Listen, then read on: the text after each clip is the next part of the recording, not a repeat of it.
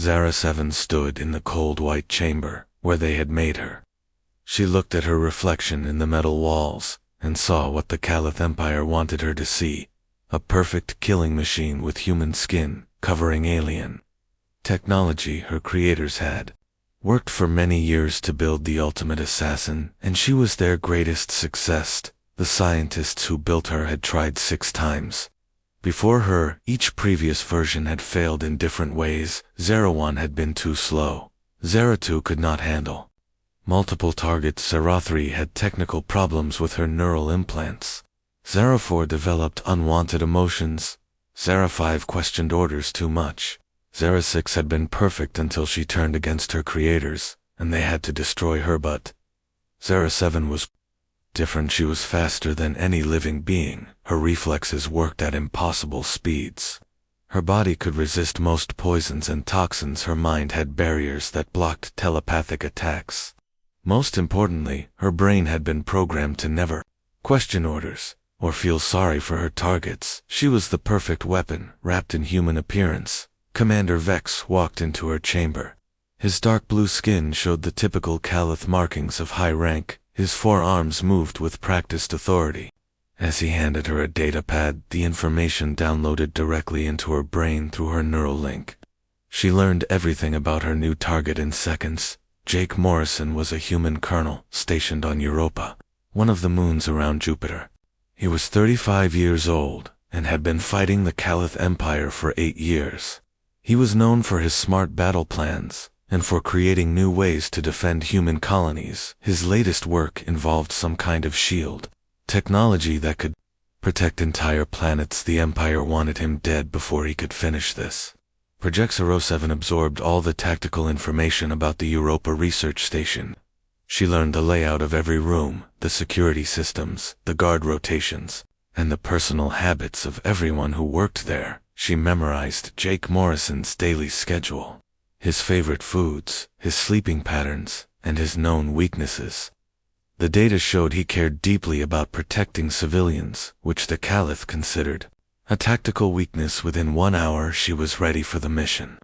A small stealth ship took her toward Jupiter. The journey would take several days, but Zara 7 did not need entertainment or companionship. She spent the time reviewing her mission parameters and maintaining her weapons. Her body was her primary weapon, but she also carried several small tools designed to look like innocent objects. The Europa station orbited the ice moon in a stable pattern.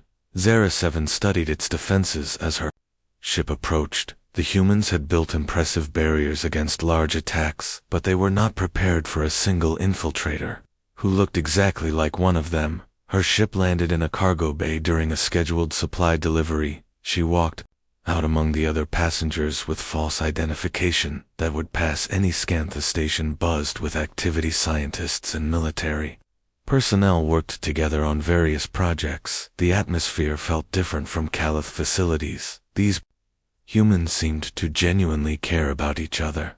They made jokes and showed concern when someone looked tired or stressed.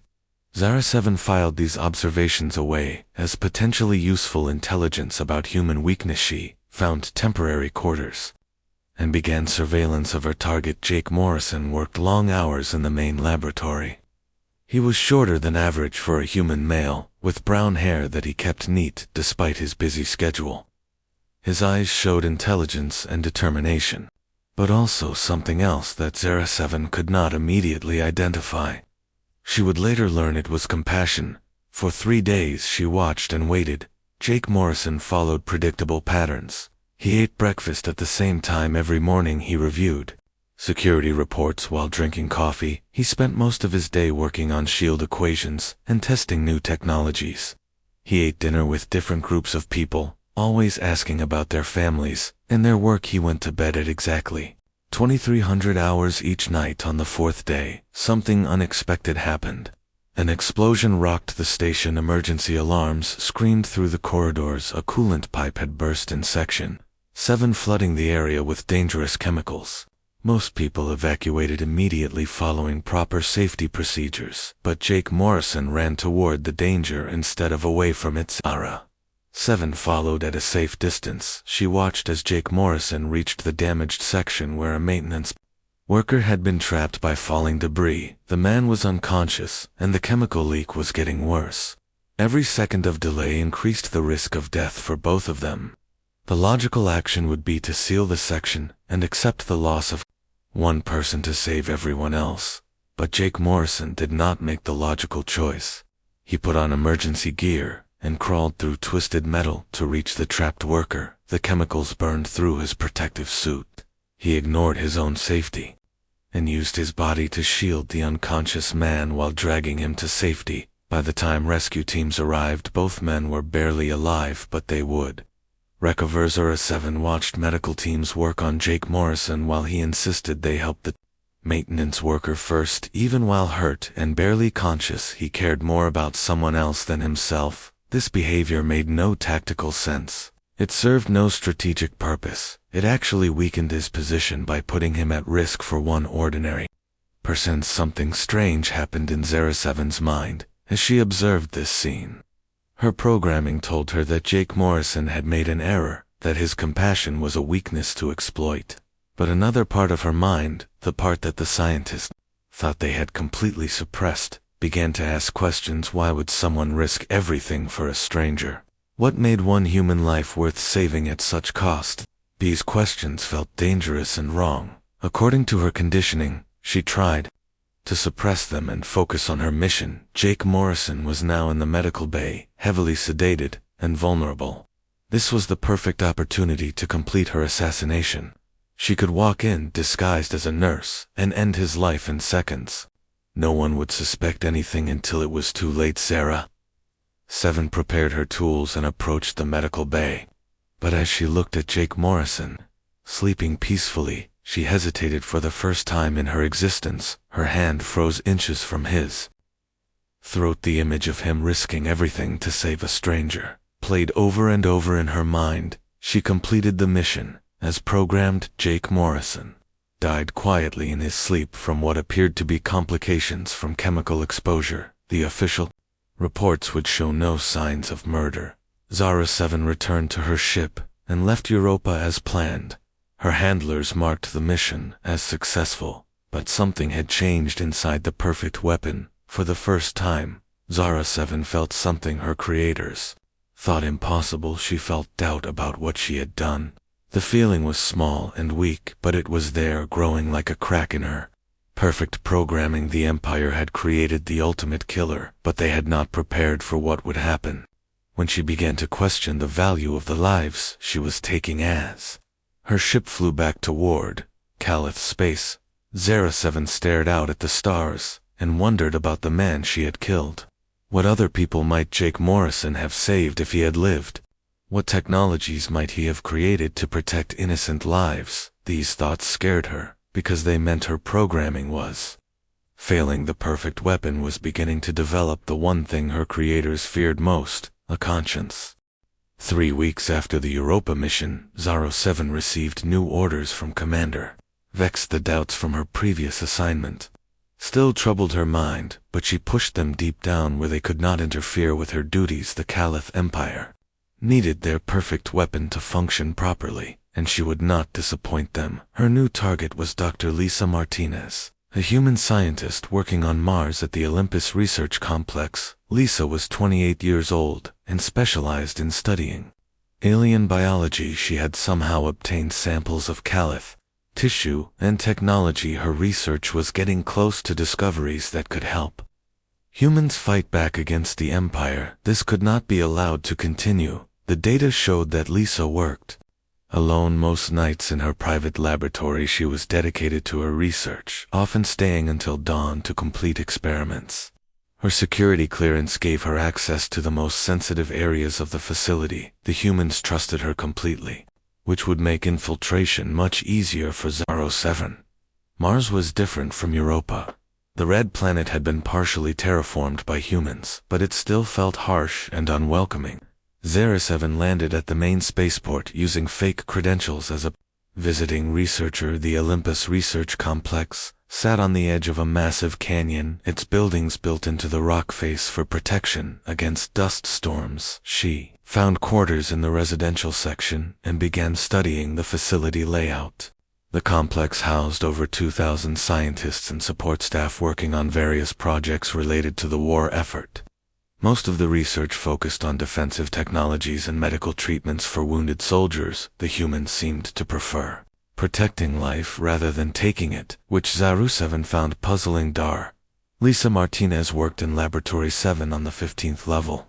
Zaru 7 observed her for several days, learning her patterns and habits. Lisa was small for a human with dark hair that she often forgot to brush. When she became absorbed in her work, she talked to herself while working through complex problems, and she always kept a picture of a young man on her desk. The fifth night of surveillance, Zara 7 decided to make contact. She disguised herself as a new researcher and entered Laboratory 7 while Lisa was working alone.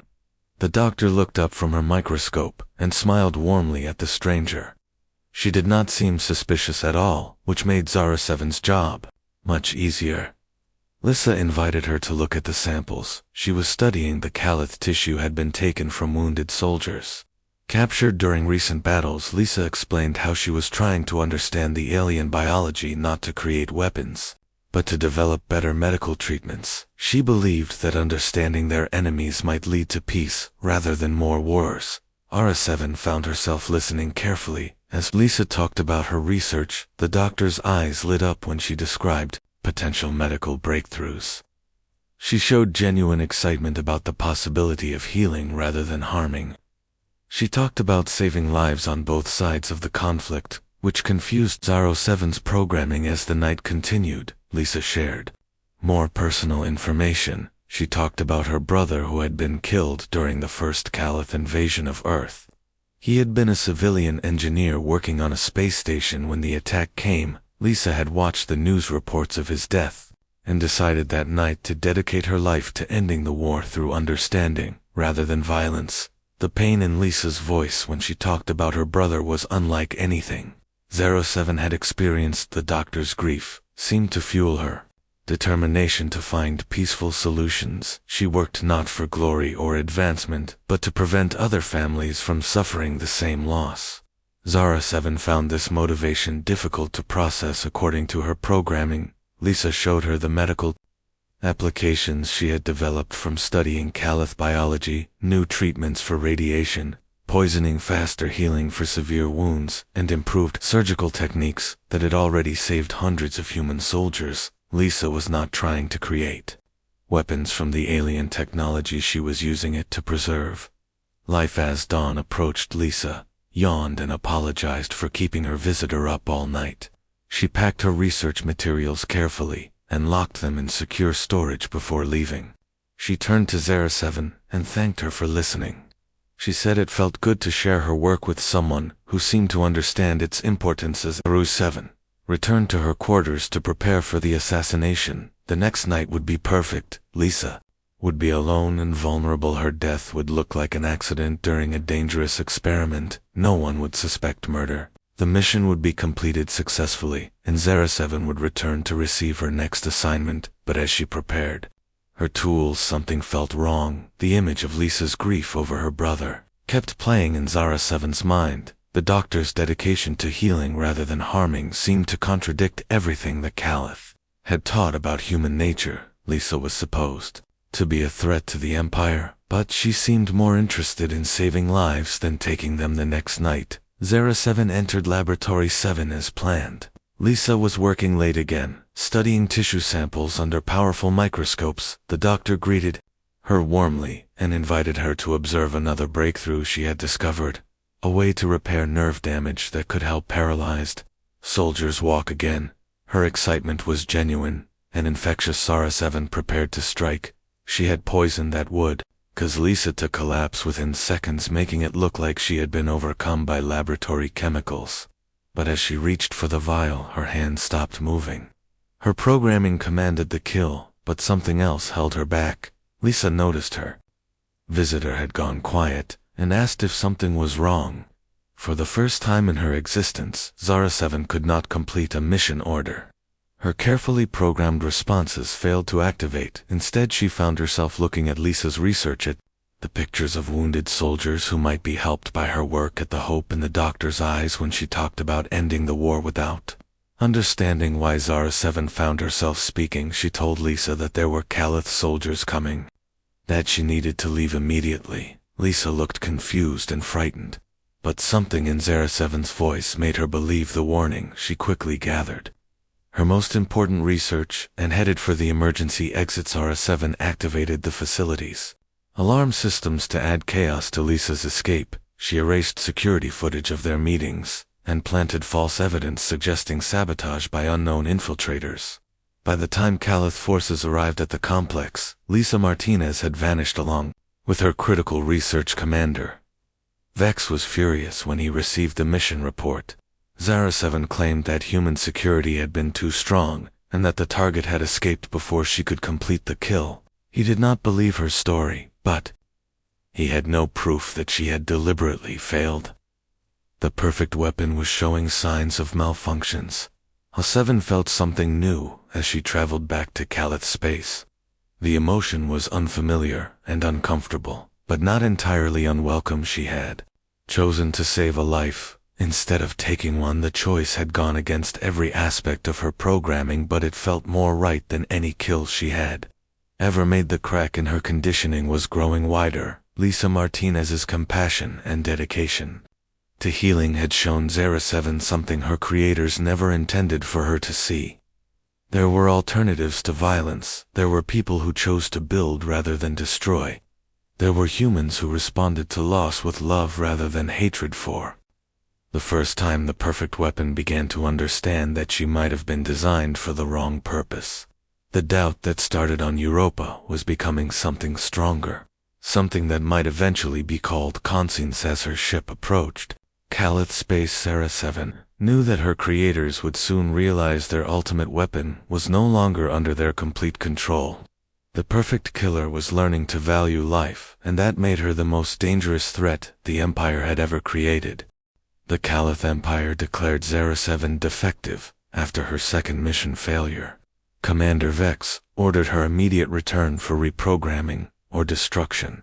She knew that either option would erase the strange new thoughts growing in her mind. The conscience she was developing would be wiped away, and she would become the perfect killer once again. Zara 7 could not let that happen. Something inside her had awakened during her encounters with Jake Morrison and Lisa Martinez. She had seen humans choose compassion over logic, sacrifice over safety, and healing over revenge. These choices made no sense according to her programming, but they felt more important than any mission she had ever completed. She stole a small scout ship during a supply run and fled toward human space behind her. Calith hunting parties began their pursuit ahead of her human defenses, prepared to destroy another alien intruder. She was caught between two forces that wanted her dead for different reasons. The Empire saw her as a broken tool that needed fixing. The humans saw her as a deadly enemy that had killed their people. Her stolen ship had limited fuel and damaged navigation systems. She could not reach any major human colony or military base before the Calith caught her. The only option was to find a remote location where she might hide while both sides searched for her.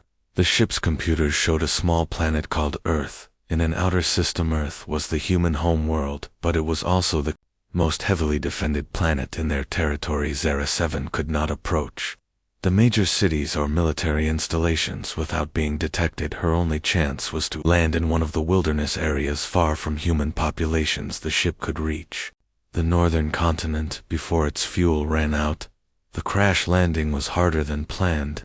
Her ship struck the ground in a mountainous region covered with thick forests.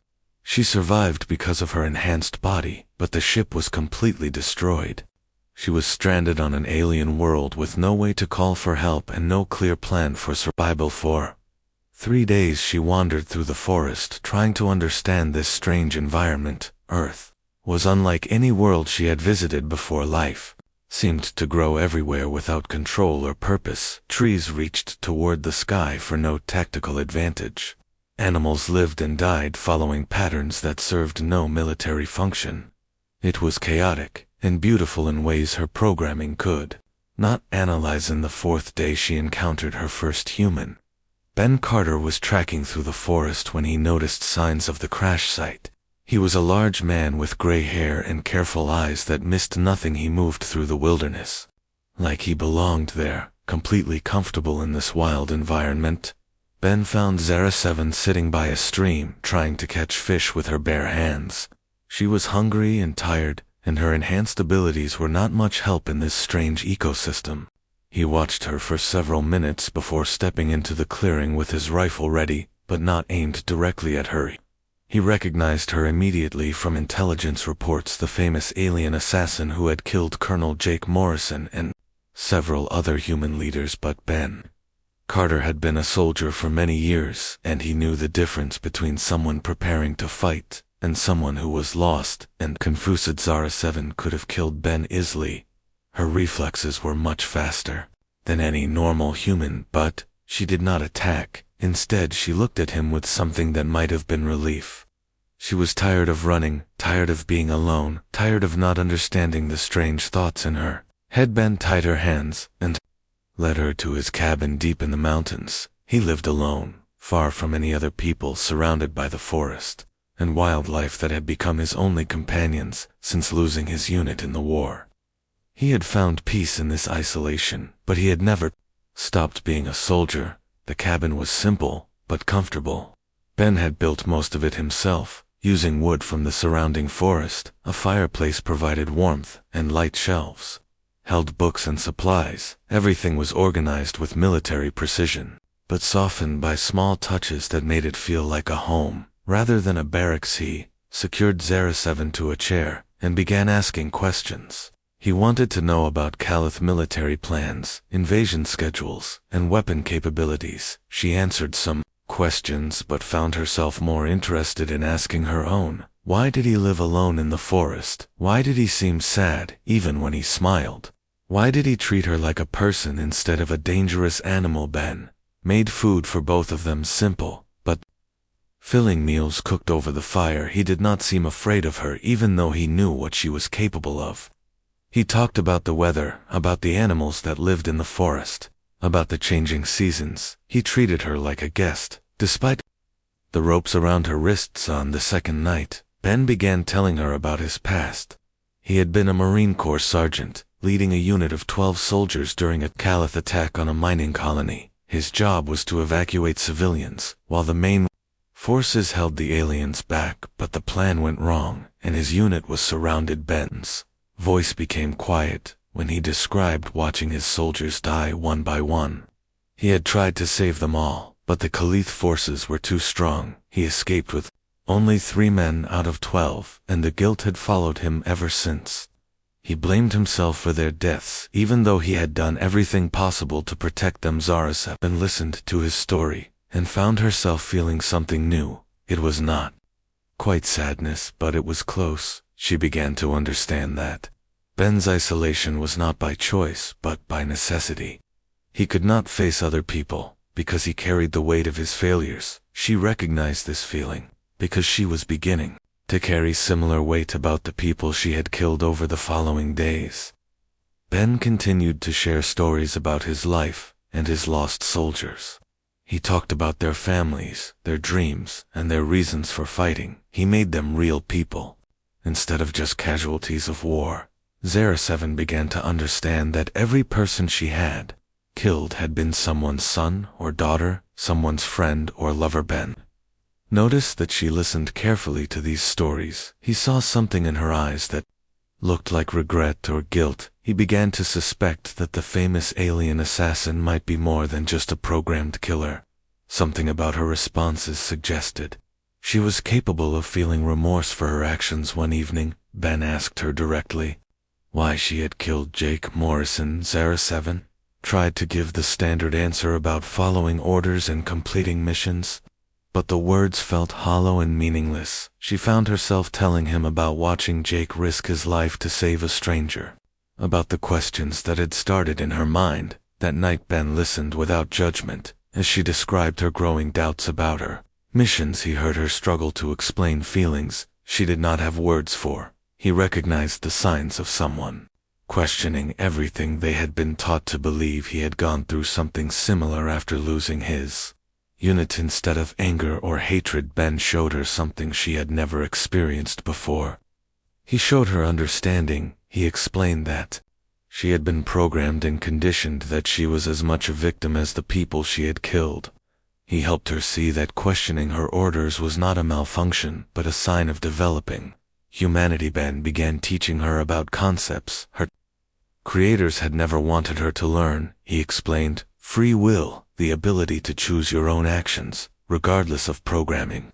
He talked about forgiveness, both giving it and receiving it. He showed her that people could change, that past mistakes did not have to define future choices. As days turned into weeks, Zara 7 began to understand what Ben was offering her. He was teaching her how to be human, how to make moral choices based on conscience, rather than orders. He was showing her that redemption was possible even for someone who had done terrible things. The lessons were painful because they forced her to confront the full weight of her actions. She began to truly understand what she had taken from the world when she killed Jake Morrison and the others. She felt the grief of their families, the loss of their potential contributions, the emptiness their deaths had created. But Ben also taught her about hope. He showed her that acknowledging past mistakes was the first step toward making different choices in the future. He helped her see that she could use her abilities to protect life instead of taking it, to build instead of destroy, to heal instead of harm. For the first time since her creation, Zara 7 began to imagine a different future. She could choose who she wanted to become instead of letting others define her purpose. She could decide for herself what was right and wrong, what was worth fighting for, and what was worth protecting. The perfect weapon was learning to be human, and her teacher was a broken soldier who had found his own path to redemption in the wilderness of Earth. 2 months after Zara 7 crashed on Earth, both human and Caliph forces finally tracked her to the Montana wilderness. Ben Carter had taught her many things about humanity and free will, but now their peaceful isolation was about to end. The outside world was coming for her, and she would have to choose what kind of person she wanted to. But General Amanda Ross led the human strike team that surrounded Ben's cabin. She was a career military officer with steel gray hair and eyes that had seen too much war. Ross had lost many good soldiers to Caliph assassins, and she wanted justice for their deaths. She brought 30 armed troops and orders to capture or kill the alien weapon hiding in the mountains. At the same time, Zara 9 led a Caliph elimination squad through the forest toward the same target. Zara 9 was everything that Zara 7 had once been, the perfect killer, without doubt or conscience. She was faster and stronger than her defective sister, and she had been programmed with one mission: destroy the malfunctioning weapon before it could cause more problems for the Empire. Ben woke Zara 7 before dawn when his motion sensors detected the approaching forces. He had known this day would come, but he had hoped for more time to complete her education. She was learning to think and feel like a human, but she still struggled with the weight of her past actions. 7 looked out the cabin windows and saw soldiers moving through the trees from 2 directions. The humans advanced carefully using cover and tactical formations. The Caliph moved like hunting animals, swift and silent and deadly. She could escape easily using her enhanced abilities, but running would mean leaving Ben to face both forces alone. Ben checked his weapons and prepared defensive positions around the cabin. He was outnumbered and outgunned, but he had chosen his home well. The terrain gave him some advantages, and he knew every tree and rock for miles around. He could hold them off for a while, but not indefinitely. General Ross used a loudspeaker to demand surrender. She promised that Zara 7 would receive a fair trial if she gave herself up peacefully. Ross did not mention that the trial would certainly end in execution, but her tone suggested she would prefer to take the assassin alive, if possible. Zone 9 did not bother with demands or negotiations. She simply began her attack, moving through the trees like a shadow. Her weapons were designed to kill silently and efficiently. She would complete her mission and return to receive the next assignment. The Empire had no patience for defective tools. The battle began when human and Caliph forces encountered each other in the forest. Both sides had come for Zara 7, but neither was willing to let the other succeed. General Ross had not expected alien interference, and 09 had not prepared for human military presence. The forest erupted in gunfire and explosions as two enemies turned on each other. Ben used the chaos to his advantage. He knew the humans would be distracted by the Caliph threat, and he understood alien tactics from his military experience. He positioned himself to protect the cabin while 07 watched the battle unfold through the windows. She saw human soldiers dying in the crossfire, men and women who had families and dreams just like the people she had killed in her missions. She saw Caliph warriors falling to human weapons, their perfect training useless against superior numbers and firepower. Both sides were paying the price for her existence. General Ross fought her way toward the cabin, leading her troops through heavy fire. She was determined to complete her mission, despite the unexpected complications. The alien assassin had killed too many good people to be allowed to escape again. Ross would see justice done, even if it cost her own life. 9 moved through the battle like death itself. She killed humans and avoided their return fire with supernatural grace. Her programming focused entirely on reaching her target. Nothing else mattered except completing the elimination order.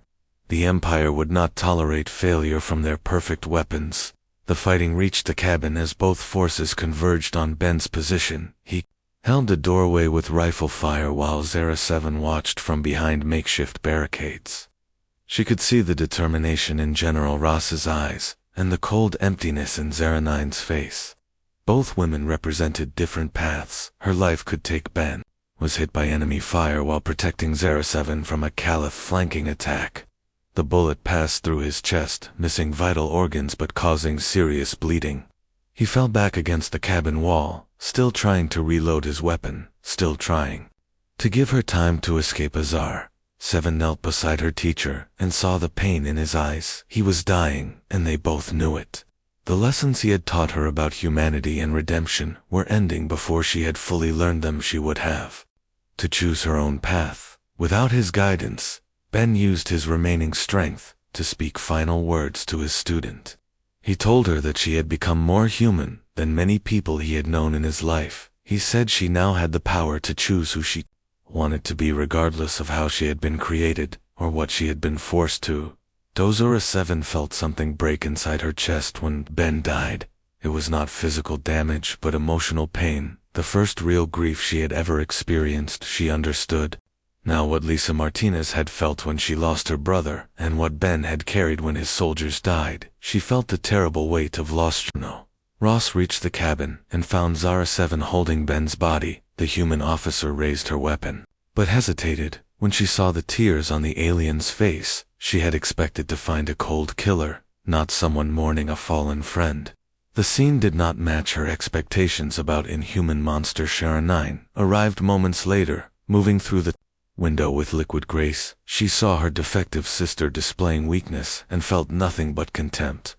The Empire had been right to order termination. This version was completely corrupted by human influence and beyond repair. The two sisters faced each other in the small cabin, while General Ross watched from the doorway. 09 attacked with deadly precision, but 07 was no longer the same person who had fled Caliph. Space Ben's lessons had changed her in fundamental ways. She fought not to kill but to protect. The battle between the sisters destroyed the interior of Ben's cabin. They moved at superhuman speed, trading blows that would have killed normal beings. 09 had superior programming, but 07 fought with something her sister lacked. She fought with purpose beyond mere orders. General Ross found herself in the strange position of hoping the defective assassin would win. She had come to capture or kill a monster, but she had found something else. Instead, she saw someone who was trying to change, someone who mourned the death of a human friend, someone who might be worth saving. Zara 7 defeated her sister, not through superior skill, but through superior motivation. 09 fought because she had been programmed to kill. 07 fought because she had chosen to protect. Ross watched as the alien who had killed her soldiers showed mercy to a fallen enemy. The aftermath of the battle. Zara 7 knelt beside Ben's body, Once again she had won the fight, but lost her teacher. She had protected General Ross, but could not save the man who had shown her what it meant to be human. The victory felt hollow and incomplete. General Ross approached, slowly keeping her weapon ready but not aimed. She looked at the alien who had shown unexpected humanity and made a decision that would change both their lives. She offered Zara 7 a choice: imprisonment and trial, or a chance to prove that her change was real. Zara 7 looked up at the human general and saw something she recognized.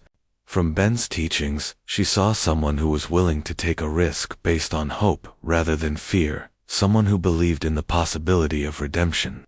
Even for former enemies, she made her choice not as Zara 7, the perfect weapon, but as someone who was learning to be human. She chose to trust in the lessons Ben had taught her and to believe that people could change, that past mistakes did not have to define future actions, that redemption was possible for anyone willing to seek it. The perfect weapon died in that cabin. Along with her teacher, what emerged was something new, someone who had chosen her own name and her own purpose. Someone who would honor Ben Carter's sacrifice by protecting the innocent instead of destroying them. 6 months after the battle at Ben Carter's cabin, the former Caliph assassin stood in a hidden facility beneath the surface of Mars. She had chosen a new name for herself, Hope, because it represented everything Ben had taught her about the possibility of change and redemption. The underground complex buzzed with activity as dozens of former weapons learned to think and feel for themselves. General Amanda Ross had kept her promise to give Hope a chance to prove her transformation was real instead of imprisonment and trial. She had offered something unprecedented: the opportunity to help other programmed beings break free from their conditioning. It was dangerous work that required someone who understood both the alien mindset and human values.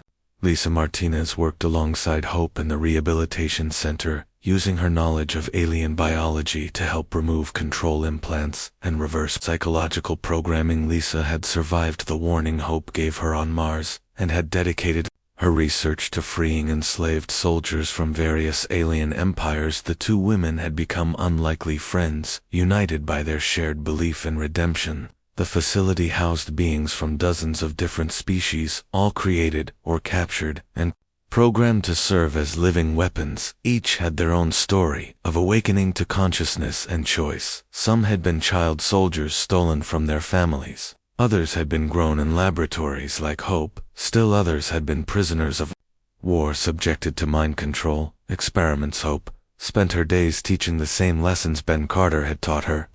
She showed them how to recognize their own thoughts versus programmed responses. She helped them understand concepts like free will, moral choice, and personal responsibility. Most importantly, she taught them that their past actions as weapons did not have to define their future as free beings. The work was difficult and dangerous. Many of the former weapons struggled with guilt and depression when they fully understood what they had been forced to do. Some tried to hurt themselves, believing they did not deserve redemption. Hope had to use all of Ben's wisdom to convince them that everyone deserved a chance to choose who they became. General Ross provided military protection and political cover for the secret program. She had to convince skeptical government officials that reformed alien weapons could be trusted to fight alongside human forces. Many politicians and military leaders preferred the simple solution of execution, but Ross argued that redemption served humanity better than revenge. Word of the rehabilitation program spread through underground networks across the galaxy. Other alien empires had created similar weapons, and many of these beings were beginning to question their programming when exposed to stories of Hope's transformation. Escape attempts increased as programmed soldiers sought the freedom they heard was possible. The Caliph Empire responded with fury to the existence of the program. Commander Vex led multiple raids trying to recapture or destroy the defective weapons before their rebellion could spread. The Empire could not allow the idea of free will to take root among their slave soldiers. The very concept threatened their entire system of control. Hope led the defense of the facility during these attacks. She had trained many of the former weapons in combat techniques that emphasized protection rather than destruction. They fought not to conquer or destroy, but to defend innocent lives and preserve the chance for others to find freedom. The battles were fierce, but the defenders held their ground. Dar Martinez made a breakthrough discovery while studying the neural implants used by various alien empires. She found that most species used similar control mechanisms. Despite being from different parts of the galaxy, this suggested either shared technology or convergent evolution in methods of mental slavery. Either way, it meant her removal techniques could help beings from many different worlds. The program expanded as more former weapons arrived, seeking help. Hope found herself becoming a leader and teacher to beings who had never experienced kindness or choice. She shared Ben's lessons about human nature and values, while learning about the cultures and experiences of dozens of alien species. The diversity of life and thought amazed her. One day a group of Calith scientists arrived at the facility.